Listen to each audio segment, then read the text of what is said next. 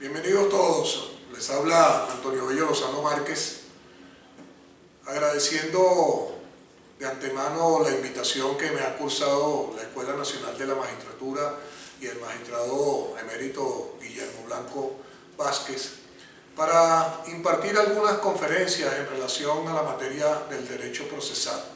En esta oportunidad vamos a tratar lo que es la motivación de la sentencia. La motivación de la sentencia como qué? La motivación de la sentencia básicamente como garantía constitucional. Para ustedes como operadores de justicia no hay otro elemento más importante que la decisión judicial, es decir, el fallo que resuelve la controversia entre las particulares o entre los sujetos que forman parte de un determinado juicio. Una sentencia, una decisión que como tal debe estar debidamente motivada, siendo el caso que hoy en día todavía se observa que muchísimas de las decisiones que dictan los tribunales son casadas por el Tribunal Supremo de Justicia por errores en la motivación.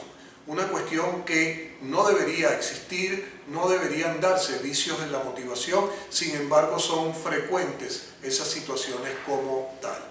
Para darle la introducción a este aspecto, vamos a leer una sentencia de la Sala Constitucional que trata al respecto. La sentencia en cuestión dice lo siguiente: la motivación de las decisiones judiciales debe ser, además de expresa, clara, legítima y lógica, completa en el sentido que debe comprender todas las cuestiones de la causa, abrazar las situaciones de hecho y de derecho, valorando completa y exhaustivamente los argumentos de la impugnación, para así llegar a una conclusión que ofrezca certeza y seguridad jurídica a las partes sobre cuáles han sido los motivos de orden fáctico y legal que en su respectivo momento determinaron a la alzada para confirmar o eventualmente anular la decisión del tribunal de primera instancia.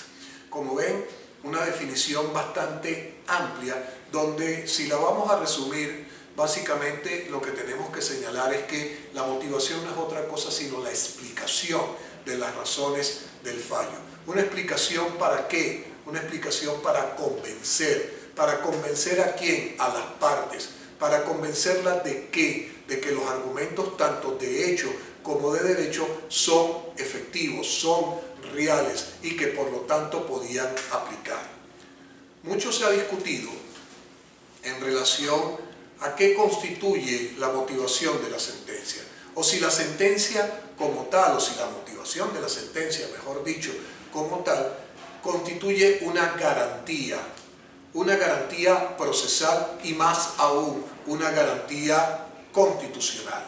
Si tomamos en cuenta, por ejemplo, la Constitución española en su artículo 120, la Constitución Política del Perú en su artículo 139, la Constitución de la República del Ecuador en su artículo 76. Todos estos textos constitucionales establecen que la motivación es una garantía constitucional.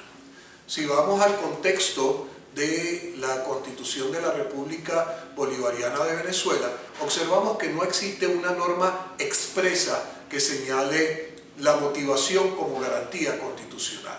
Sin embargo, cuando la Sala Constitucional ha interpretado bien la Constitución, bien la normativa ordinaria, ha señalado que la motivación de la sentencia sí es una garantía constitucional. Específicamente el artículo 26 de la tutela judicial efectiva, que consagra que primero, el acceso a la justicia. El acceso a la justicia para tramitar a través de un proceso rápido, un proceso breve, un proceso expedito, una causa judicial, para que sea resuelta ¿cómo? A través de una sentencia debidamente motivada y coherente. Eso es lo que ha interpretado la Sala. De allí que, por tanto, entonces la motivación de la sentencia sí es una garantía constitucional. Asimismo, la Sala ha señalado que el artículo 49, que consagra el debido proceso y el derecho a la defensa, si bien en sus distintos ordinales no establece lo relacionado con la motivación de la sentencia. Sin embargo, la interpretación ampliada, la interpretación extensa de ese artículo 49 nos da lugar a que la motivación sí forma parte del debido proceso, del debido procedimiento para resolver las causas. Por lo tanto, es una garantía constitucional. Está en la misma índole del artículo 26, del 49, del 257, que son las garantías procesales que establece la Constitución Nacional. ¿Cómo ver la motivación? ¿Cómo entender la motivación de una decisión, de una sentencia? Algunos la ven como un silogismo, que es la teoría clásica de la interpretación de la motivación. ¿Qué significa un silogismo? Si nos vamos a la doctrina, la aplicación del derecho puede ser considerado a través de un silogismo, en el que la norma es la premisa mayor y el hecho es la premisa menor, llegándose a una deducción lógica o conclusión.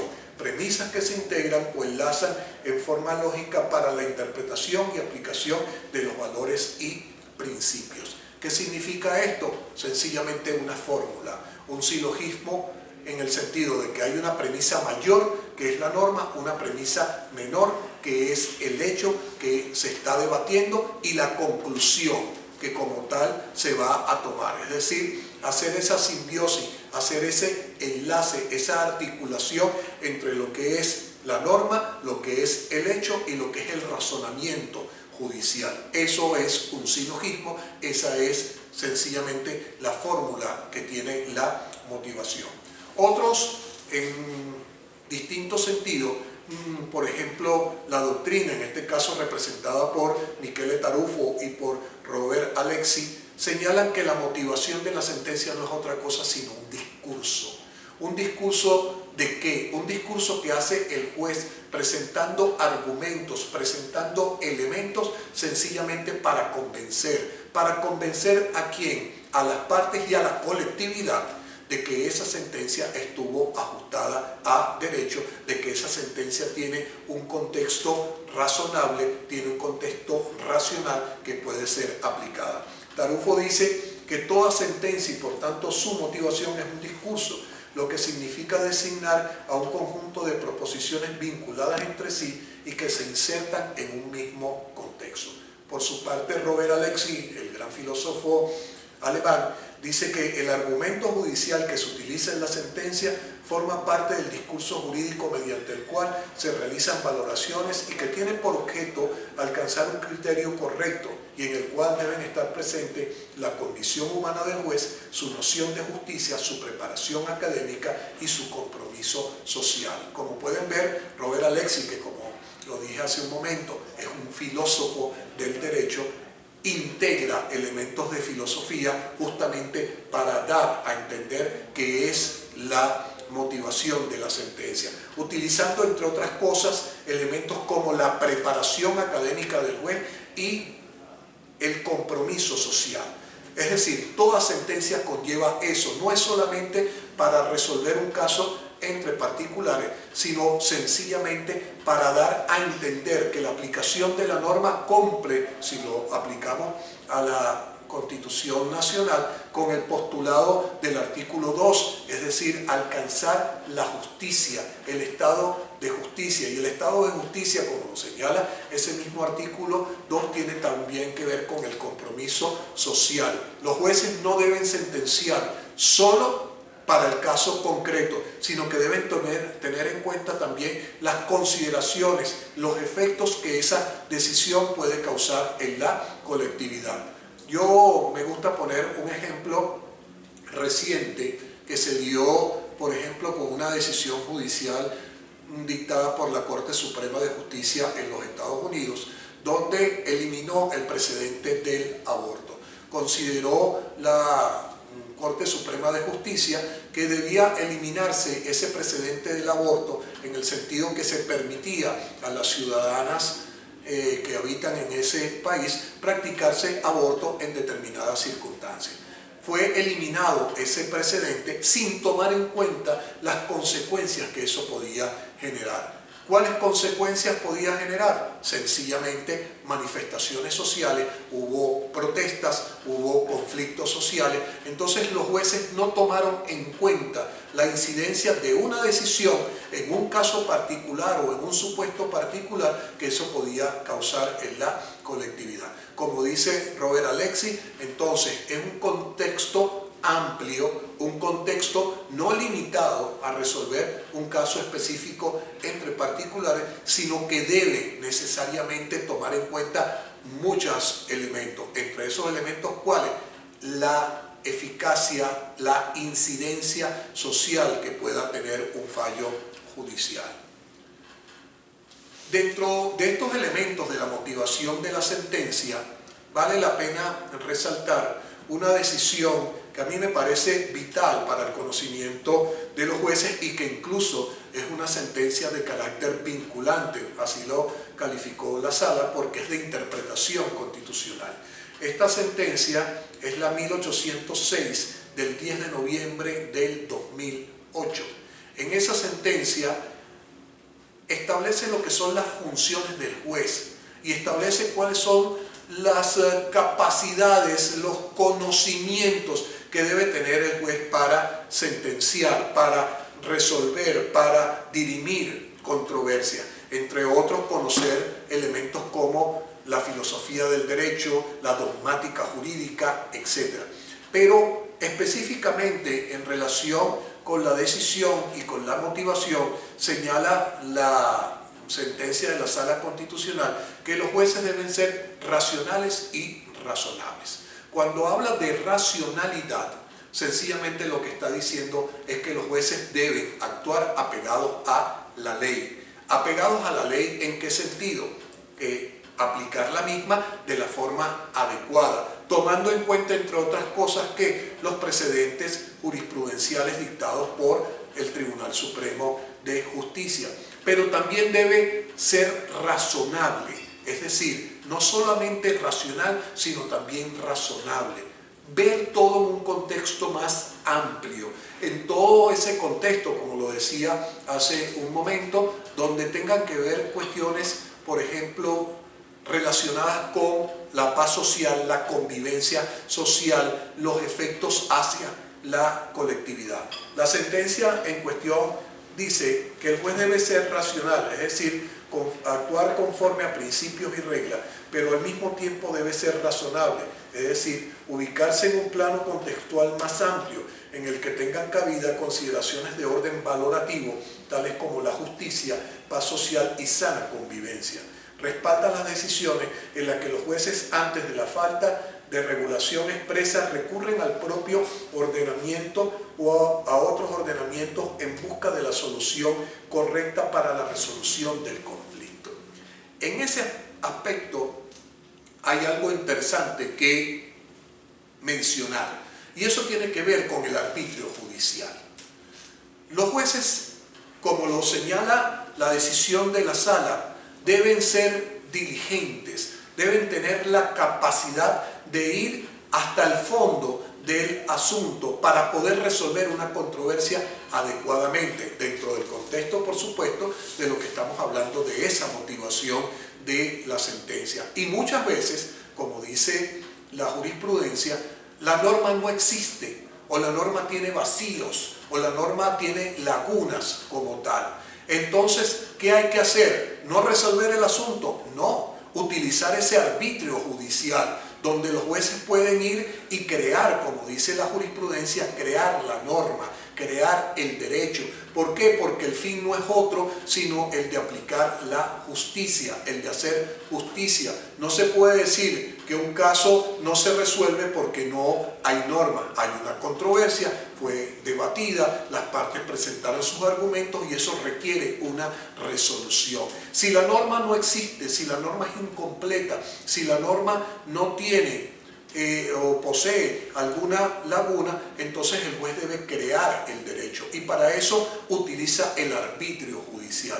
Muchas veces los jueces se limitan en ese contexto porque señalan que estarían excediéndose de las pautas procedimentales, por ejemplo, de lo que es el principio dispositivo del artículo 12 del Código de Procedimiento Civil, que no se ajustan a lo alegado y probado en autos o que no pueden suplir argumentos, y eso no es así. Sencillamente el arbitrio va por encima de ese principio dispositivo, y hoy en día vemos con muchísima frecuencia que las decisiones de la máxima instancia judicial solapan ese principio dispositivo. Es decir, el principio dispositivo no puede ser una herramienta que limite la capacidad de los jueces, no puede ser una cadena que limite su libertad de acción, siempre y cuando, repito, los jueces sean razonables en la aplicación de ese arbitrio judicial. Barak, que es otro autor extranjero, dice que es capital que el juez tenga conciencia de su arbitrio y de su justo alcance, percatándose que su función no se agota en la mera aplicación de la ley. El juez que niega esa facultad de ejercer el arbitrio está ocultando o negando no solo la realidad, sino también la posibilidad de elegir entre varias opciones. Y un ejemplo de esto lo tenemos en el caso de los llamados obiter dictum. Si ustedes como jueces revisan las decisiones de la Sala de Casación Civil, verán que con mucha frecuencia, sobre todo en el periodo de los magistrados anteriores, donde el magistrado Guillermo Blanco formaba parte de la sala, se resolvieron aspectos bajo la figura del obiter dictum. Es decir, dicho sea de paso, se dicta una resolución como un complemento del fallo. ¿Para qué? Para darle eficacia, para darle sentido, para no quedarse en el mero contexto de la controversia, sino que hacer que la justicia sea efectiva. Bajo la figura del obiter dictum, por ejemplo, se crearon las nuevas pautas del proceso ordinario en materia civil. Bajo la figura del obiter dictum se eliminó la figura del reenvío, la figura perversa del reenvío en materia de casación. Se estableció la llamada carga dinámica de la prueba. ¿Qué hizo entonces la sala? Arbitrio judicial. Que la sala lo puede hacer porque es la máxima entidad del país y nadie le va a revisar sus decisiones. No, no es así. Porque vemos, por ejemplo, cómo las decisiones de la sala pueden ser revisadas a su vez por la sala constitucional si considera que hay elementos que de una forma u otra lesionan el texto constitucional. Entonces todos ustedes como jueces, como operadores de justicia, tienen una capacidad de arbitrar en el sentido de resolver las cosas y utilizar elementos que tal vez las partes por desconocimiento, por intereses, etcétera, no plantearon. Pero si su decisión requiere un complemento y ese complemento se da a través de un arbitrio judicial, bienvenida sea, y eso se puede lograr, es perfectamente posible. Otra teoría que tiene que ver con la motivación de la sentencia es la teoría de la argumentación. ¿Los jueces argumentan? Claro que sí. La motivación de la sentencia no es solamente un discurso que debe llevar una hilación, que debe llevar un sentido, que debe llevar una forma de convencimiento, pero esa forma de convencimiento muchas veces va imbuida, está impregnada del elemento de la argumentación. Es decir, no solamente las partes argumentan, el juez también debe argumentar. ¿Debe argumentar para qué? Para convencer a las partes, para convencer a la colectividad, para convencer a los organismos de alzada o de revisión que su sentencia estuvo bien dictada, que la sentencia fue bien justificada. Entonces, es no solamente quedarse en la aplicación de la norma, decir, la norma se aplica porque así está redactada, sino argumentar, darle el sentido, darle la razón, darle el valor adecuado. Nieto, que es un autor español, dice que la motivación perfecta consiste en una demostración, bien sea empírica o lógica, De allí que lo que no puede ser demostrado puede como fórmula alternativa ser argumentado y así llegar al convencimiento de que es plausible. Por su parte, Atienza, también un autor español, dice que los 4 argumentos a tener en cuenta son universalidad, consecuencia, coherencia y corrección. La coherencia implica una simbiosis con el mayor número de principios. Escobar León, un autor nacional, señala que una buena decisión es aquella que se apoya en buenos y sólidos argumentos, y argumentar es exponer las razones y pruebas que sirven de apoyo a una conclusión. Por su parte, la jurisprudencia de la Sala de Casación Civil, en sentencia número 130 del 21 de febrero del año 2018, señala que el desarrollo argumental de todo fallo judicial debe cumplir con la exigencia íntimamente relacionada con los principios propios de un Estado de Derecho. Es decir, argumentar en base a los principios de derecho. No es solamente la norma, sino también la aplicación de los principios. Y bien, hablando de principios, entonces hay que considerarlos, hay que tenerlos en cuenta. ¿Qué son los principios? Los principios no son otra cosa sino indicadores.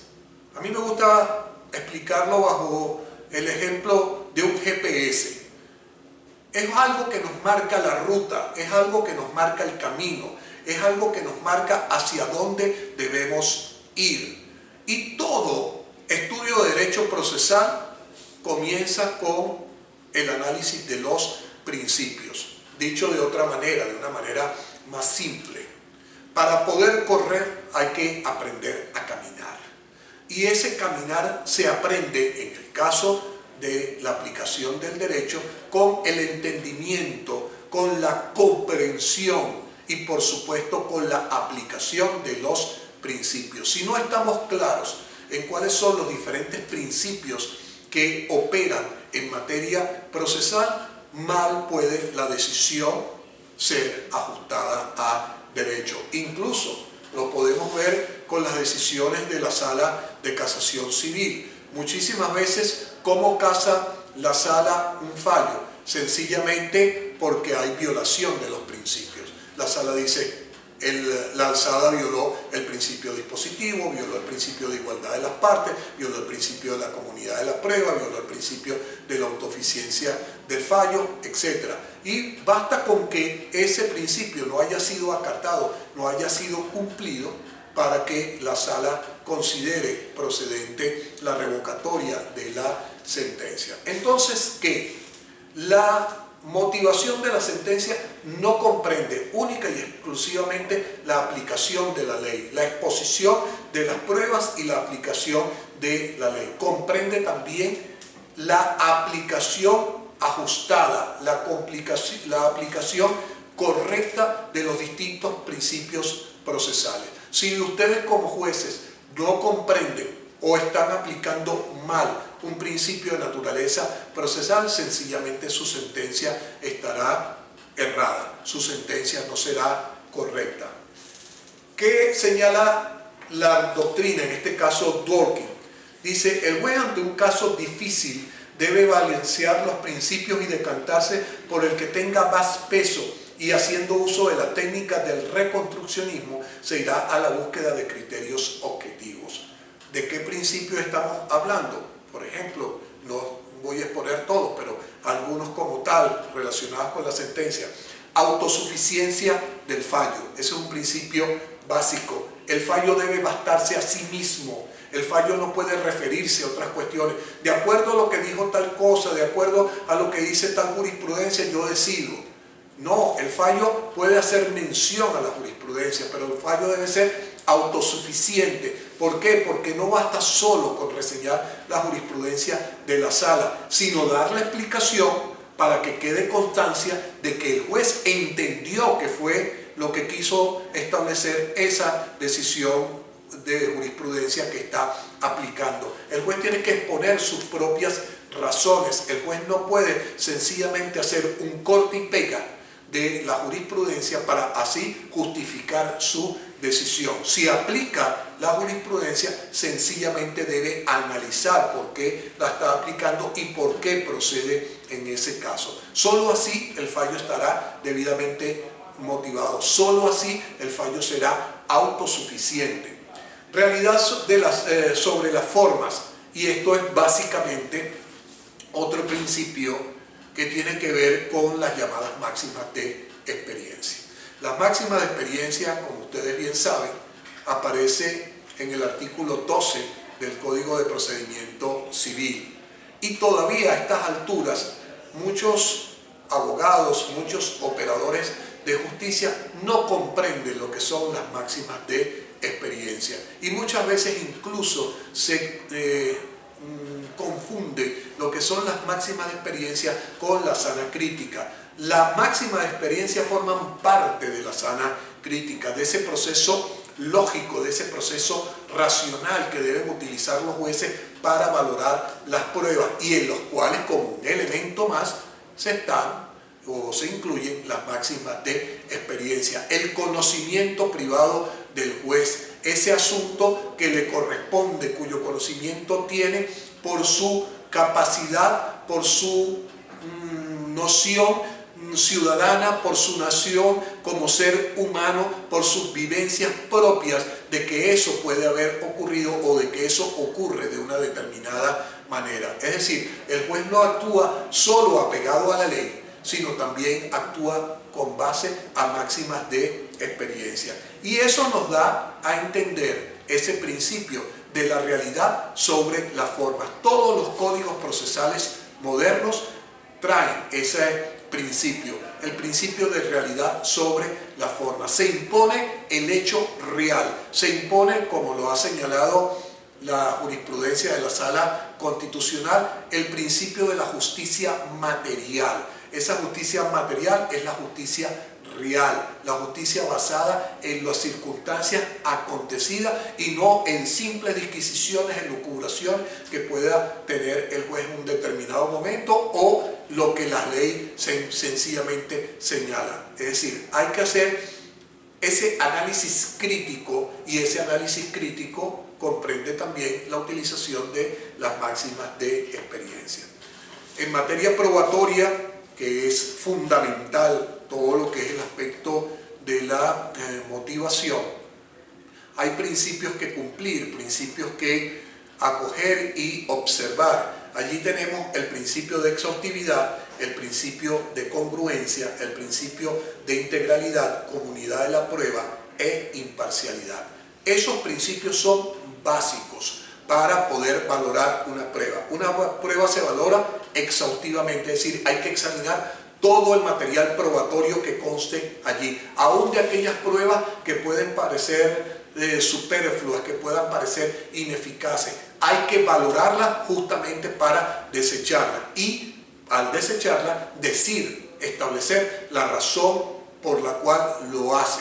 Si no, la sentencia no estará debidamente motivada. La sentencia debe ser congruente, la valoración de las pruebas, es decir, tiene que haber una relación entre el hecho y la prueba, tiene que haber un vaso comunicante entre esas dos situaciones. Debe haber un aspecto de integralidad. La prueba no es una sola, es un conjunto de pruebas, un conjunto de cuestiones que están allí. Y básicamente, ¿de qué hay que hablar también aquí? De lo que es los principios, las presunciones y los indicios. Vemos con muchísima frecuencia que los jueces sencillamente en sus decisiones no hacen referencia a presunciones y no hacen referencia a indicios. Y eso es, de acuerdo a los conceptos actuales, auxilios probatorios. Toda decisión puede apoyarse en indicios, puede apoyarse en presunciones que complementen otros medios de prueba. Y esa integralidad de la que estoy hablando requiere que el juez vaya más allá, de que el juez no sea superficial, de que el juez no le pase por encima a la cuestión, sino que su análisis probatorio sea profundo, sea completo. Y ese completo, no hay una prueba absoluta, no hay una prueba que por sí sola demuestre la ocurrencia de un hecho. Muchas veces esas pruebas requieren de un apoyo, requieren de un medio que complemente, y ese medio que complemente puede ser un indicio, puede ser una presunción como tal.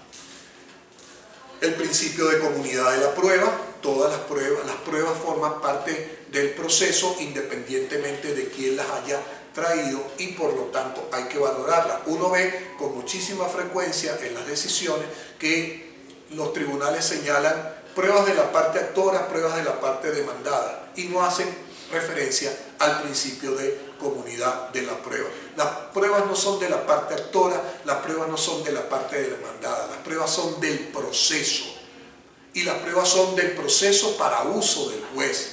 ¿Bajo qué principio? Bajo ese principio de comunidad de la prueba.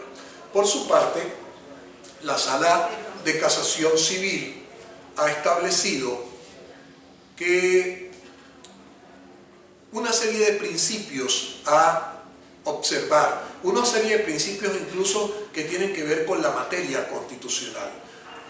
Tradicionalmente se entendía que la casación era un control de legalidad, donde los magistrados de la Sala de Casación Civil no entraban a examinar los aspectos relacionados con la constitucionalidad, porque eran jueces de control de legalidad. Sin embargo, ese concepto ha cambiado en el tiempo, y hay decisiones de la Sala de Casación Civil, sobre todo las que regulan todo lo que es el procedimiento, el nuevo procedimiento de la casación civil en Venezuela, que incluye el llamado trial de casación, la audiencia oral en materia del recurso de casación. Fijó unas pautas que tienen que ver con los principios, y que señala allí que dentro de los motivos de casación puede estar la violación de principios como el de expectativa plausible, confianza legítima, seguridad jurídica y estabilidad de criterio. Todos esos son principios de índole constitucional que el juez tiene que observar en una sentencia. Por mencionar uno solo, la confianza legítima.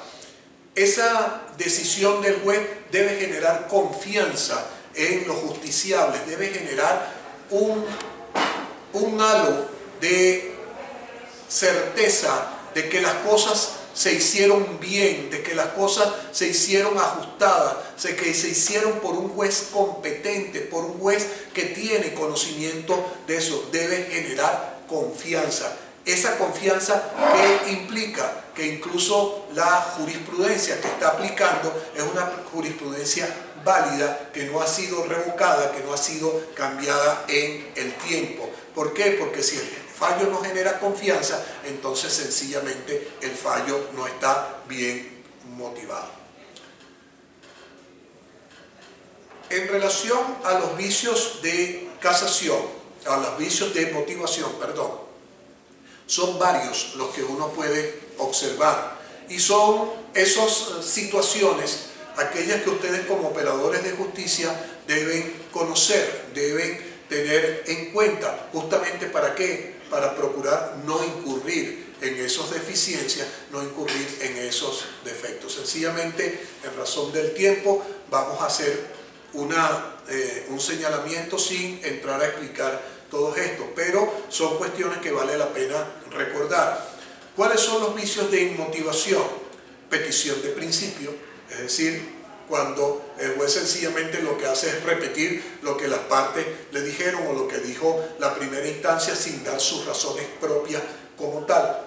Ausencia de señalamiento del elemento probatorio, inmotivación de derecho, ausencia absoluta de motivación, que es difícil ver, pero pueden darse en algunos casos como los llamados litis consorcio, motivación insuficiente, motivación acogida, motivación ajena al asunto debatido, contradicción en los motivos, falsa motivación, motivación aparente o simulada. Como pueden observar, es un catálogo amplio de vicios relacionados con la motivación de la sentencia. Hay que tenerlos como parámetro, hay que tenerlos como referente, Hay que estar claro que un fallo no puede incurrir en ninguna de estas situaciones. Repito, petición de principio, ausencia de señalamiento del elemento probatorio, inmotivación de derecho, ausencia absoluta de motivación, motivación insuficiente, motivación acogida, motivación ajena al asunto debatido, contradicción en los motivos, falsa motivación, motivación aparente o simulada. Ya para ir concluyendo con esta exposición, me gustaría leerle una definición de mi sobrino, lamentablemente fallecido, Humberto Enrique Bello Tavares, que en una de sus obras señala que la motivación de la sentencia es la manifestación de la tutela judicial efectiva, que garantiza el derecho a la defensa de las partes, pues permite el control de la constitucionalidad y legalidad y evita la arbitrariedad del fallo. Creo que es una definición concreta, una definición correcta y una definición que contiene esos elementos que hemos hablado aquí. Una sentencia inmotivada violenta la tutela judicial efectiva. Una sentencia inmotivada no permite adecuadamente el control por parte de los demás tribunales que forman parte de la estructura judicial de la constitucionalidad y legalidad de ese fallo. Y una sentencia inmotivada o que contiene algún vicio relacionado con la motivación es una sentencia arbitraria. Sencillamente hay que tener en cuenta, hay que conocer, repito, los principios, hay que conocer las causales, hay que conocer, como dice la sentencia 1806 de la Sala, a lo que hice referencia. El juez debe ser un juez racional, debe ser un juez razonable que maneje las distintas ramas del derecho. ¿Por qué? Porque la motivación de la sentencia lo que determina es la capacidad académica, intelectual y profesional de los jueces. Muchas gracias por su atención.